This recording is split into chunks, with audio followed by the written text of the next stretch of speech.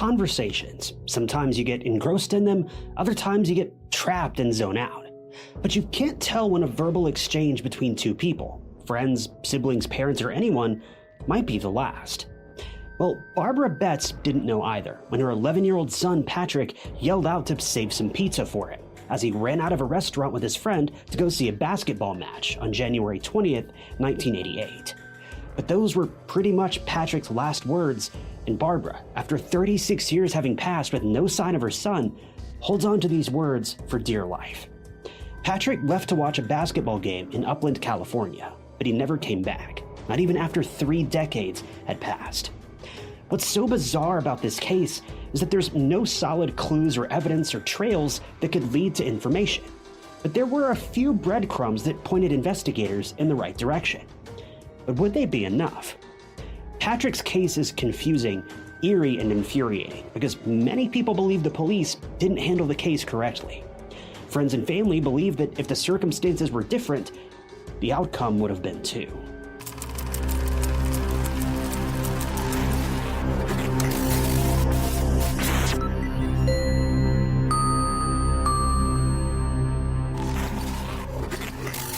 If you're new here, welcome to True Crime Stories. I post new true crime cases every week, narrated by yours truly, with none of that AI narration crap that's running rampant these days.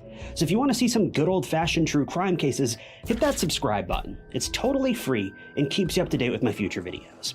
But Patrick Shawn Betz, who normally went by his middle name, was born on June 21st, 1976, to parents Dennis and Barbara Betz, who lived in Upland, California. Patrick attended Sierra Vista Elementary School, and his mom, Barbara, defined him as a happy-go-lucky kid. Friends described Patrick as tough, mischievous, and playful. But he was also street smart. He wasn't gullible or naive, although he always had a smile on his face. Patrick was also very obedient and helpful around the house and at a local Radio Shack store that he loved to visit. He was like any other kid his age, but he was vibrant, kind, and genuine. From a young age, Patrick was a lovable boy. He could be a bit mischievous at times, but what more do you expect from a young kid having fun and developing his personality? Patrick also had a wicked sense of humor, which is what drew in many of his friends. Patrick's childhood best friend was Kevin. Since their homes were literally across the street from each other, Kevin and Patrick soon became inseparable. Now, Kevin unfortunately had medical problems, and he was very isolated, not having a lot of people who would hang out with him. But Patrick and Kevin very quickly became as close as two kids could possibly be. Patrick saw Kevin as more than just an isolated kid with issues that weren't in his control. This goes to show that Patrick was a wonderful boy who looked beneath the surface and was ready to step up for anyone. It's so heartwarming to see Patrick and Kevin's friendship because it was a bond built on genuine trust and respect for each other. Patrick's favorite activities included riding a skateboard and playing video games and baseball, typical 80s kid stuff. Kevin's dad actually coached the Little League baseball team in Upland, and Patrick's love for baseball grew even more once he befriended Kevin. We all had that one favorite thing at some point in our childhood, whether it be an action figure, a stuffed animal, or even a toy truck that we couldn't sleep without. For Patrick, his blanket was a source of comfort. He cuddled up with it every night and wouldn't sleep without it. Now, I mentioned Patrick's blanket because it'll become a point of interest in just a moment. As in January of 1988, when Patrick was just 11 years old, he vanished into thin air and was never seen again. Patrick left his family in a deep and dark pit of despair, sadness, and hopelessness, and no one could have imagined what could have happened to him. January 20th, 1988 was a normal day for the Betz family. 11-year-old third grader Patrick and his mom Barbara and his older sister Pamela were hanging out at a local pizza place called Pizza Chalet. This was a place in Upland where everybody got together to have a good time with their families, and that's exactly what the Betz family was doing. Patrick asked his mom for change and went to go play video games in the built-in arcade that was in the back of Pizza Chalet. It turns out Patrick was good friends with the pizza place's owner's son, so he loved coming here to hang out in the arcade. It was a recent friendship though, and Barbara didn't know this new friend too well. While Barbara was ordering some pizza, Patrick then proceeded to go ask his mom for permission to go to a local basketball game at Upland High School, and his friend, aka the pizza owner's son, was going to go with him. Barbara didn't seem to mind and she let her son go. As Patrick was making his way out of Pizza Chalet, he turned around and asked Barbara to save some pizza for him.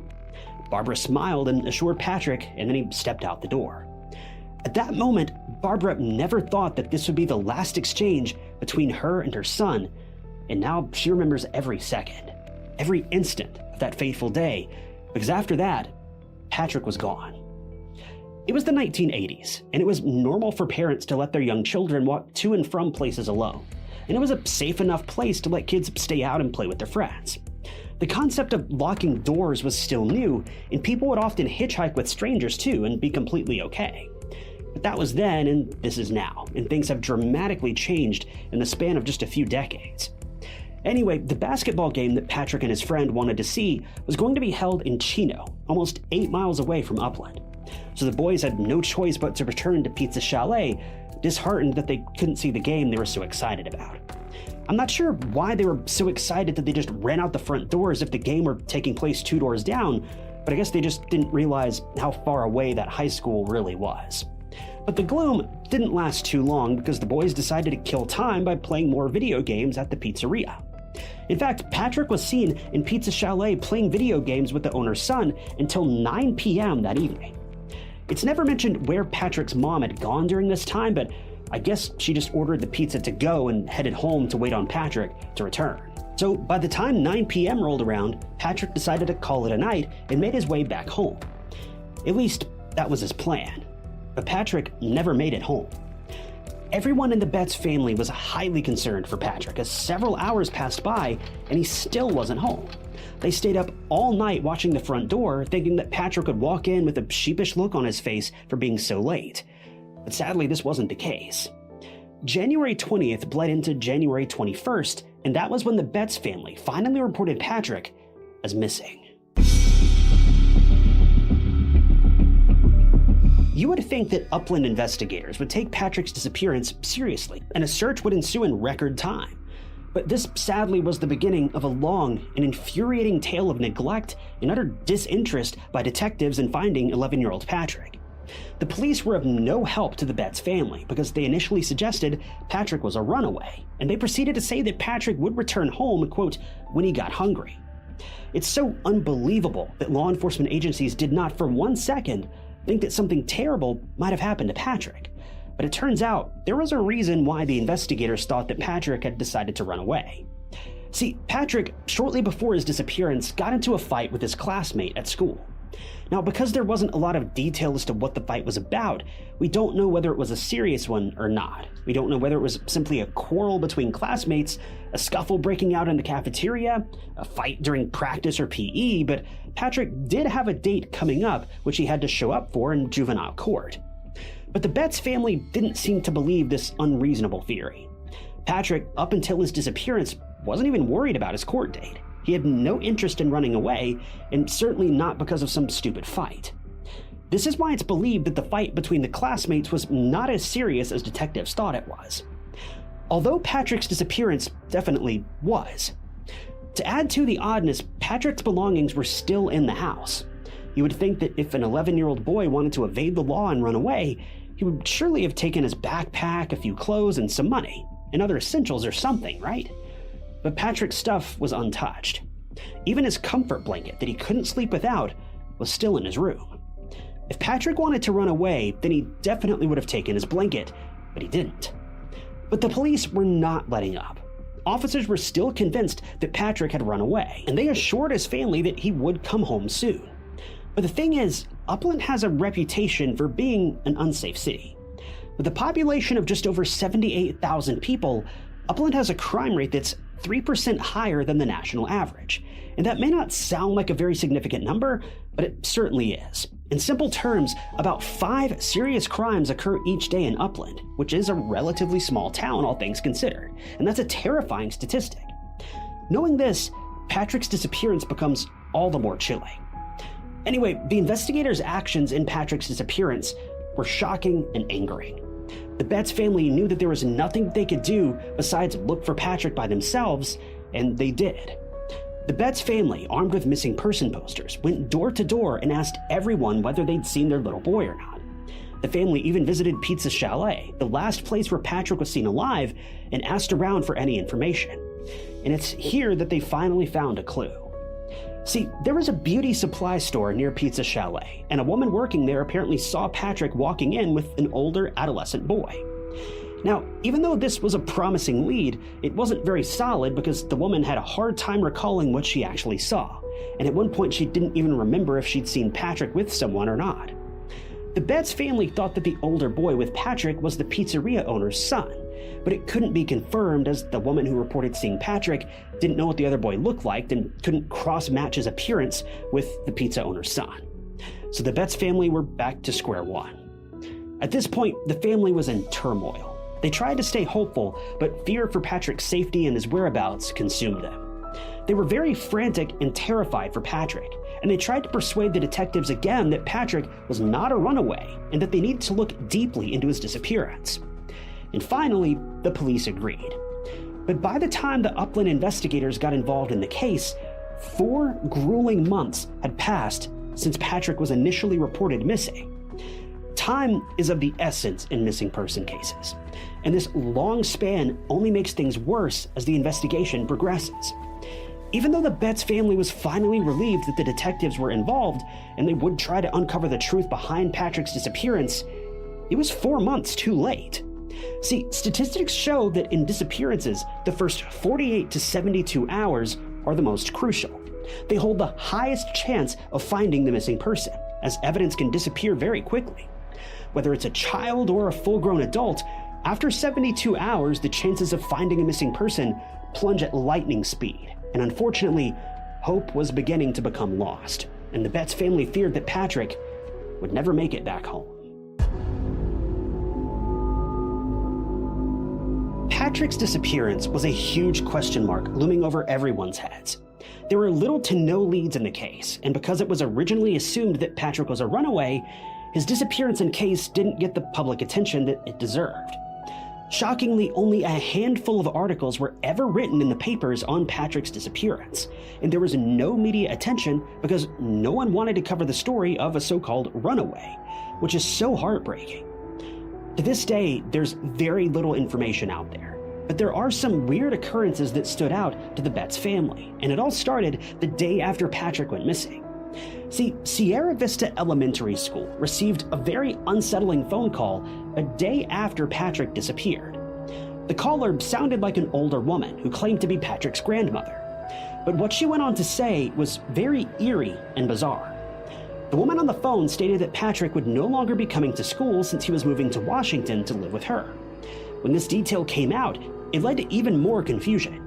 It was later revealed that the caller was definitely not Patrick's grandmother.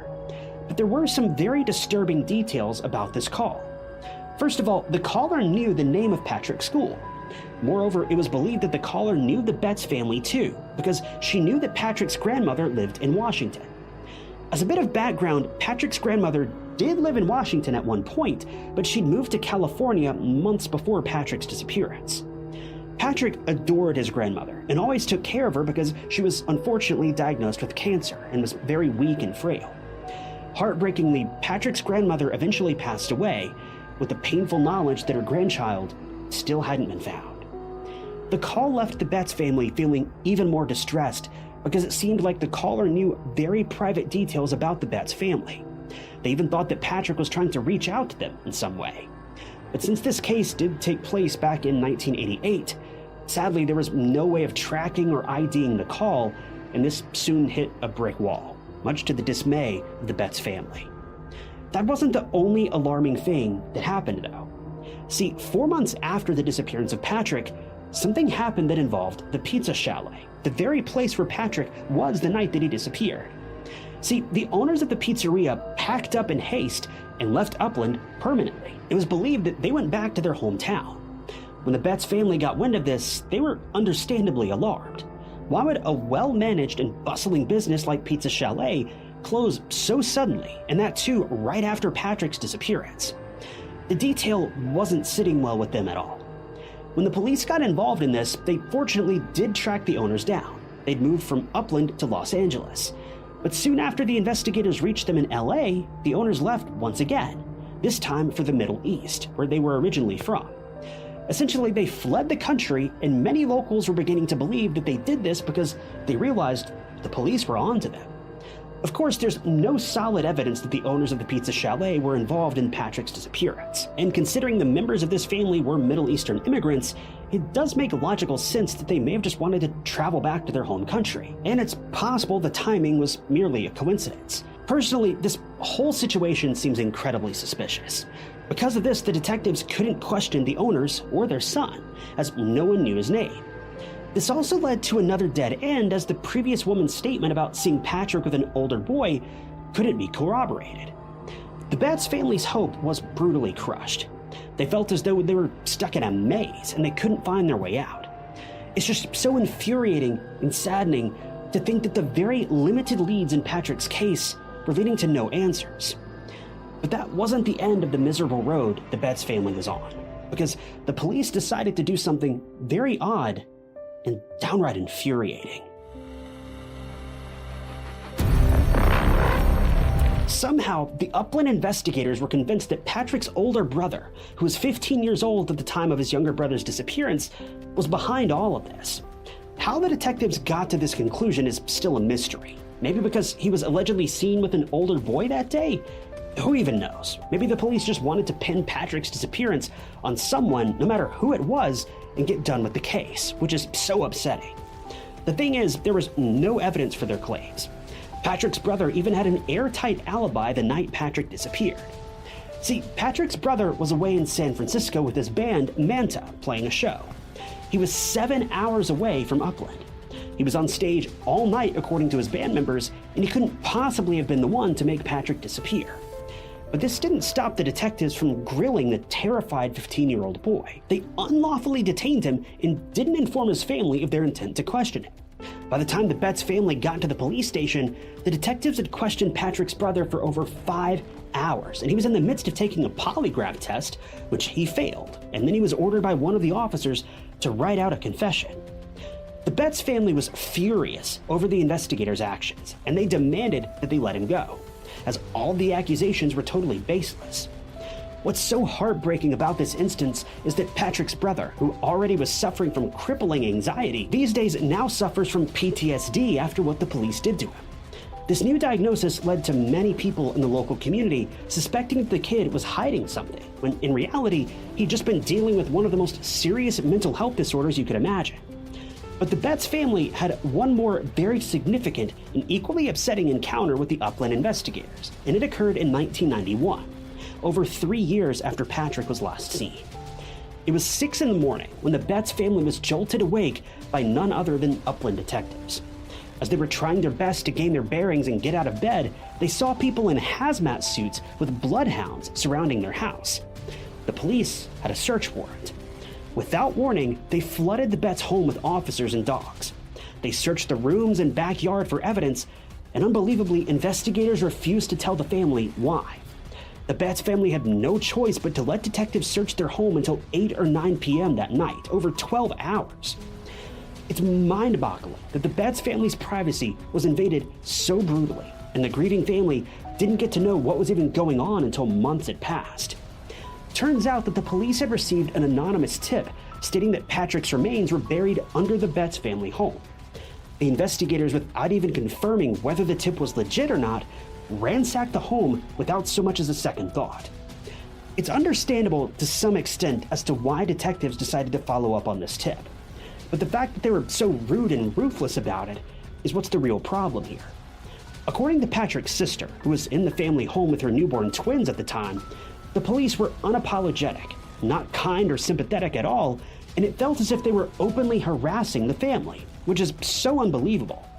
Of course, nothing came up and the tip was obviously just a hoax. But again, Patrick's case had hit a dead end. Because this case was not publicized, it got very little attention and no media coverage. More than 30 years later, the only info on Patrick and his disappearance is a couple of lines and a photo on the Charlie Project, missingkids.org, the Doe Network, and the California Department of Justice website. There are age-progressed photos of Patrick from the National Center for Missing and Exploited Children, though. But Patrick's case, or his picture rather, was once publicized, and it's considered the most exposure Patrick and his disappearance ever got. See, Patrick's photo, including those of 35 other missing and endangered children, were featured in Soul Asylum's music video for the song Runaway Train, which was released back in 1993. The reason for including 36 missing children in the Soul Asylum music video was a campaign of sorts to spread the word on these disappearances. Luckily, it was hugely successful, and out of the 36 missing kids, 26 were found. But even though Patrick's picture was in the music video, it didn't lead to him being found. Years after Patrick's case went cold, there was yet another bizarre incident that occurred, and this time, it involved Patrick's own nephew.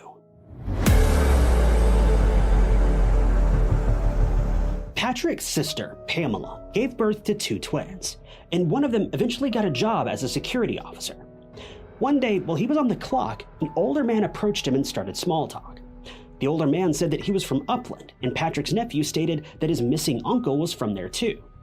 Now, things were normal up until this point, but suddenly, the older man's demeanor became very disturbing. He seemed too involved in the young man's missing uncle. Though Patrick's nephew never mentioned his name, the old man surprised him by calling his missing uncle Shawn, which was Patrick's middle name and the name he was known to go by to all of his friends and close family. The old man then started talking animatedly and proceeding to state facts about the cold case. Now, the reason why it was so unsettling was that Patrick's case was not very well known, and it still isn't. It got no media attention whatsoever outside of that one-off music video. So for someone so random to know so many things about the proceedings of the case, it was very chilling. Now, it's entirely possible that since the man was from Upland, he just knew about the case from word of mouth.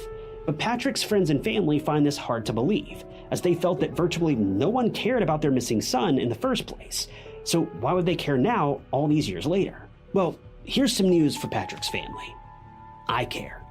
This is actually the second time I've covered Patrick's case because it's just so bizarre, and his family needs answers.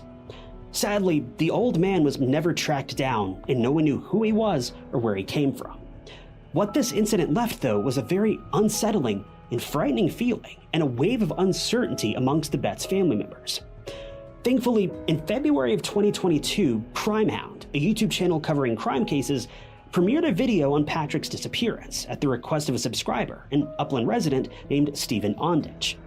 And it even included an Upland City Council meeting in which Patrick's now 73-year-old mother, Barbara, and his sister Pamela pleaded to find missing Patrick.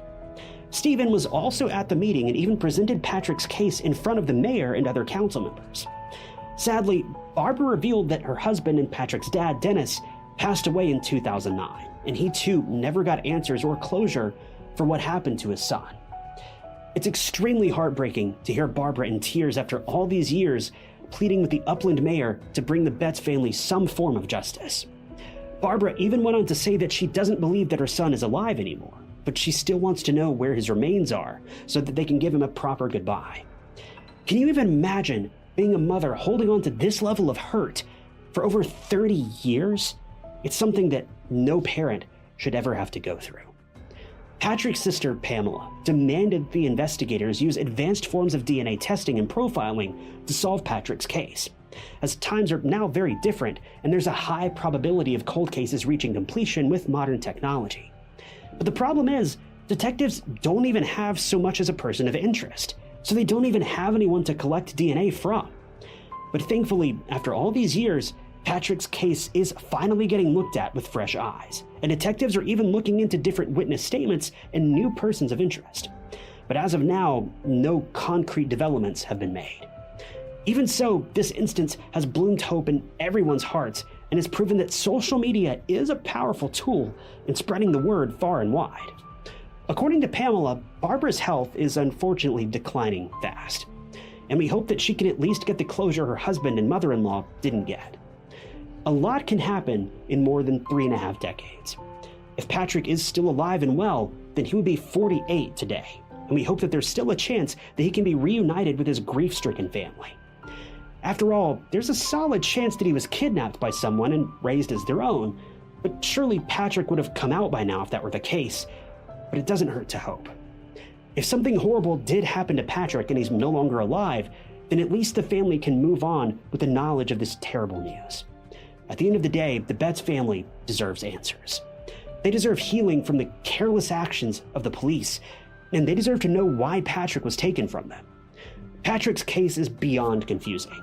There were so many suspicious activities after his disappearance, but nothing can be said for sure. Was Patrick lured by someone and kidnapped? Did he unfortunately get caught up with the wrong people and become a victim of trafficking? Who was the woman who called Patrick's school, and how did she know so much about the Betz family?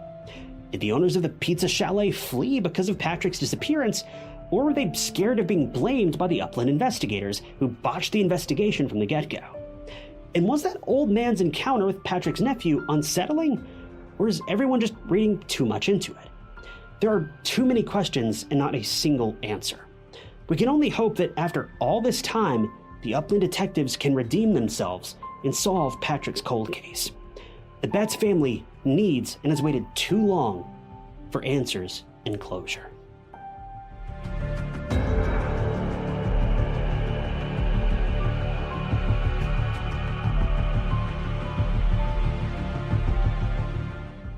Thank you guys for tuning in to another episode of True Crime Stories. I wanted to give a special thank you to a couple channel members, including Sabrina Toner and April Howard. If you also want to become a member of the channel, you can gain access to new videos sometimes days or weeks before they're uploaded to the public, and it's currently the best way you can support the channel and help out.